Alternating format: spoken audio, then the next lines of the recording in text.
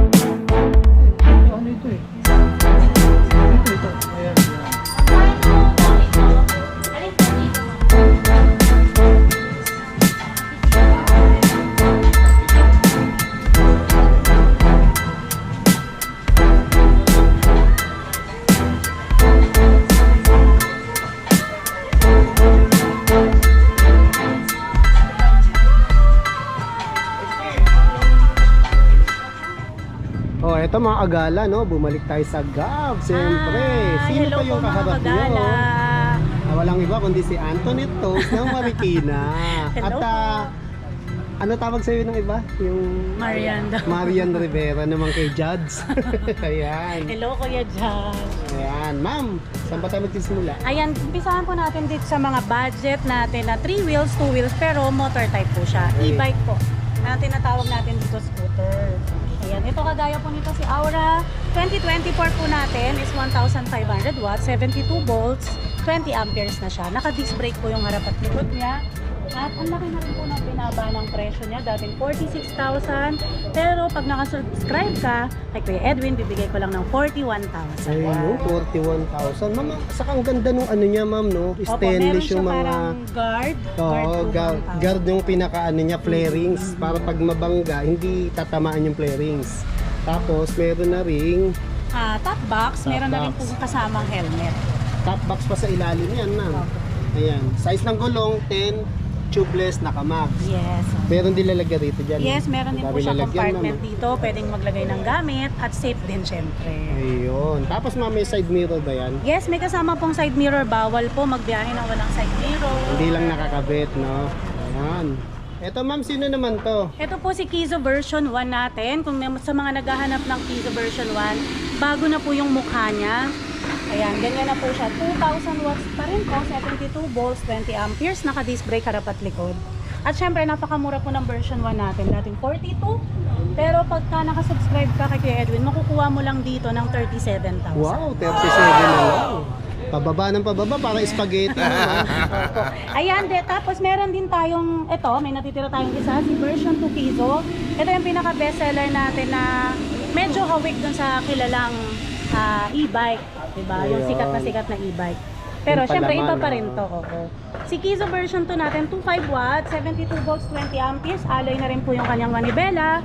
At sobrang ganda, tumatakbo siya ng 170 to 198 km per hour. Bibigay ko lang po ito sa inyo ngayon ng 47,000. 47 na lang. Wow. Eto, ma'am, sino to? Ayan po yung bagong Kizo version 2. Medyo nabago po yung kanyang mukha. Pero parehas pa rin ang specs. Alloy pa rin yung kanyang manibela. 25 watts po. Pero ngayon, ibibigay ko lang po ito sa inyo ng 48,000. 48 na lang. Wow, talagang sinasagad mo na yung baba, Yes, ma'am, ha? opo. Ayan, tas meron tayo sa mga budget e-bike naman na pwedeng yung gamitin pang service. Ayan, ibibigay ko po lang ito sa inyo ng 25,500. Eto, budget Si talaga, Hailey no? at saka si Jopay po is 800 watts, 60 volts, 20 amperes. Naka-disc brake na rin Disc siya. brake na. Saka ang ganda ng mukha, ma'am, no? Ayan yung bestseller natin dito. Si Jopay, wala tayong model dito dahil nakuha na kanina. Pero meron dito naman si Hailey. Ayan, sa Hailey mga yan. Sa mga dating vlog namin ni Kuya, nasa 30 mil pa rin. Oo. Nasa 30 mil siya, pero ngayon, 25.5 na lang. 25.5 na lang. Wow, sobrang mura talaga. Ito yung red niya, ma'am. Opo, meron din tayong white at saka gray. Ito, ma'am. Tapos ito naman yung bagong pinagkakaguluhan dito na napakamura lang na two-wheel e-bike. At pasado po ito sa ating bagong ordinance dahil lahat po ito is light vehicles lang. Ayun. Kaya wag po kayong matakot sa mga kumakalat na balita fake na news, ban daw. Ayan, yung mga ganyan. Hindi. Manood at mag-research po muna tayo. Kasi Ayan. maraming epal na mali ang impormasyon, no, ma'am, no? opo.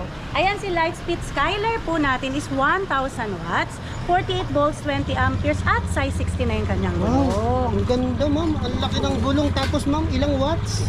1,000 watts na siya. Ang taas, ma'am, ha? Hindi, ang lakas na nito. Ang bilis. Yes po, kuya. Tapos, ayan, sobrang bestseller nito sa atin ngayon. Napakamura lang niya.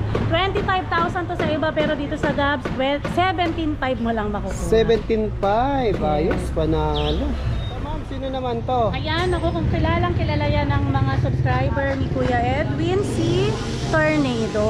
Tornado, ma'am. Bagong May version ba to? Yan, may bago tayong version ng Tornado.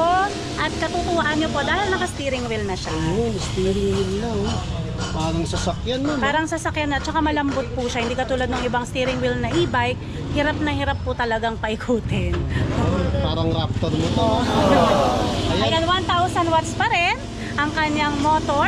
1.2 na yung kanyang controller. Kaya malakas talaga sa hatakan si Tornado. At kilalang kilala to ngayon dahil nag-trending po yan dito sa atin, sa Gabs.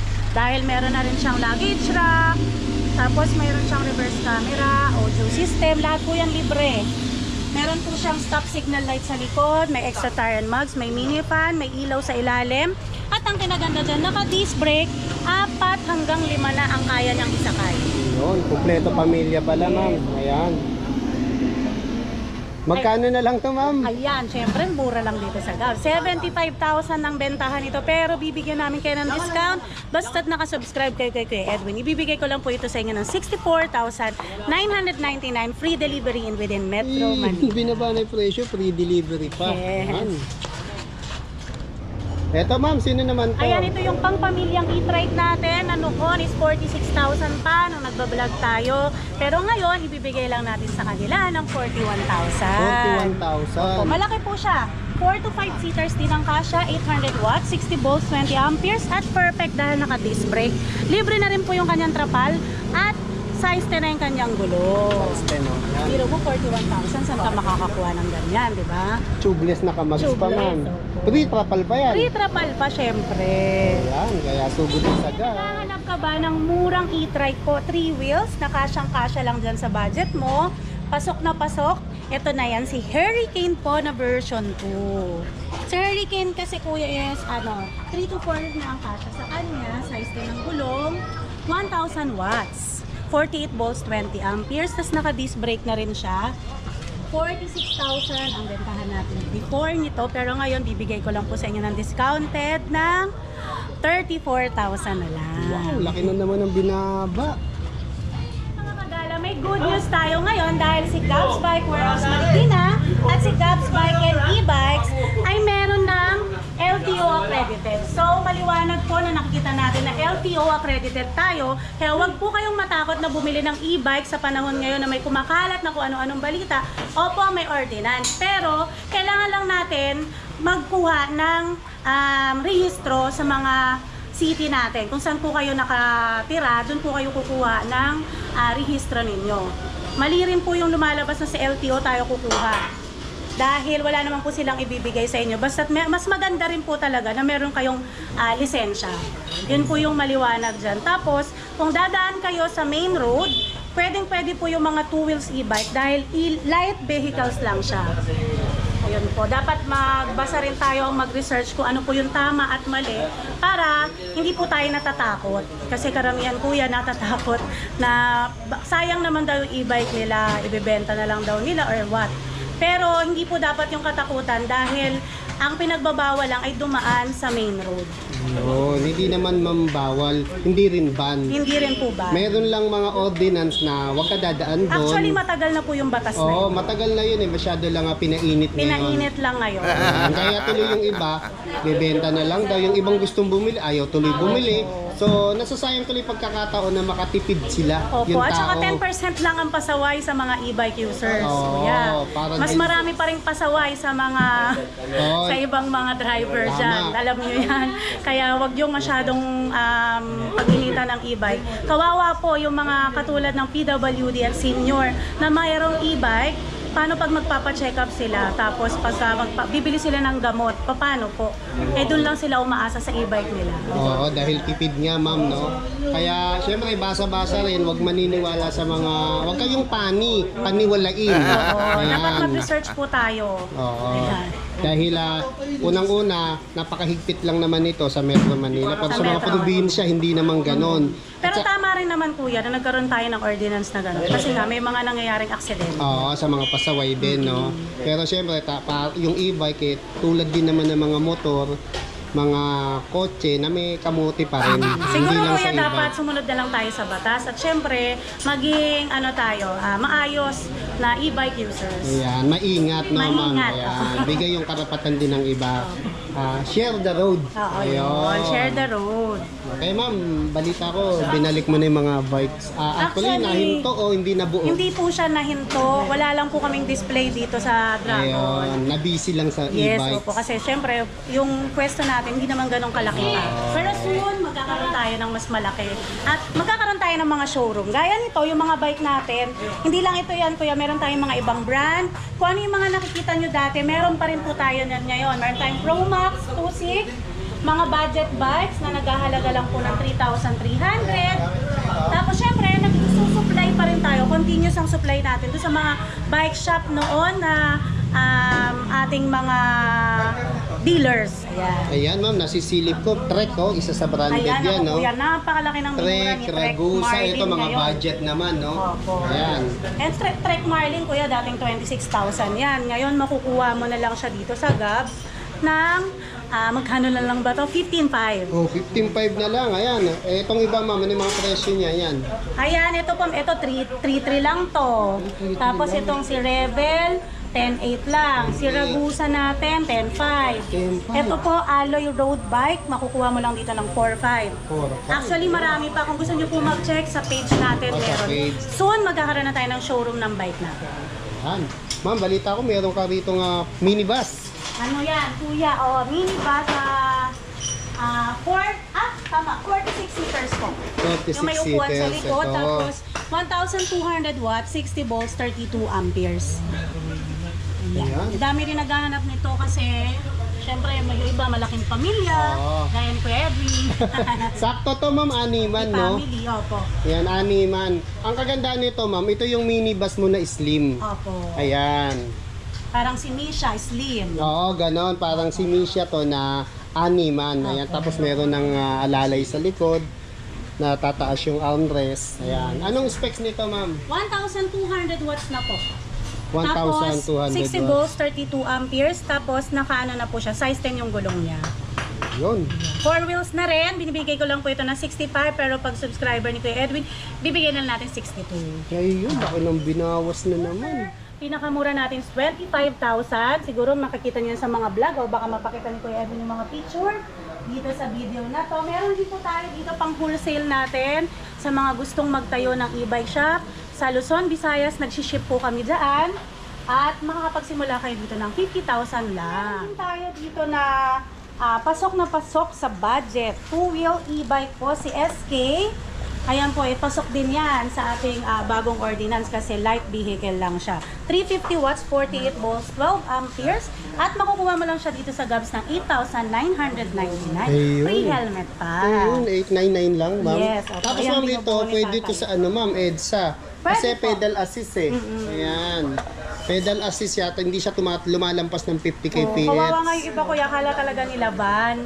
Ngayon nakikita ko may mga nagbebenta na sa buy and sell, binibenta. Huwag kayong maniwala, hindi po ba ng e-bike, kundi meron lang certain regulation. Kaya basa-basa rin po, wag po tayong paniwalain. Kaya, i-invite ko po kayong lahat dito sa Gabs Bike Warehouse Marikina. Open po kami daily, 9 a.m. to 8 p.m. po, Monday to Saturday. Ayan, nag-offer din po kami ng installment kung naghahanap po kayo. Dito lang po yan sa number 53 Dragon Street, San Roque, Marikina City. At you can call us po, 0915-083-4615. Ayan, Kagala, meron tayong mga good news ngayon. Summer sale, gaya nito, Tornado version 4, steering wheel, 1,200 watts na yung controller, 64,999, free deliver na po yan sa inyo. Meron din tayong The Beast, steering wheel na rin, 1,500 watts. Bibigay ko lang po ito sa inyo ng 69,000, free delivery na rin po. At meron tayong 008, pang pamilya, 41,800 watts. Meron tayong bagong Lightspeed Skyler, 1,000 watts na to, 17,500 lang. Size 60 na yung gulong. Meron din tayong Haley at Jopay, 25,500 lang, 800 watts, 60 volts, 20 amperes. At naka-disc brake din. At meron pa rin tayong mga Kizo version 225 watts, 72 volts, 20 amperes. Disc brake na rin po yan. Bibigay ko lang sa inyo ng 48,000. Kizo version 1, sorry, 2,000 watts, 72 volts, 20 amperes. At ibibigay ko lang sa inyo to ng 37,000. Ayan, meron pa rin tayong Kizo version 2 na ganito ang kanyang muka. 48,000 na lang din po yan, 2,500 watts. Meron pa tayong mga Aura. Meron tayong Aura na dual disc brake, kuya. Ibibigay ko lang yan sa inyo ng 30,000 pesos. Ayan, tas meron din tayong Aura 2024. Ayan po, 72 volts na siya at 41,000 lang yan sa inyo.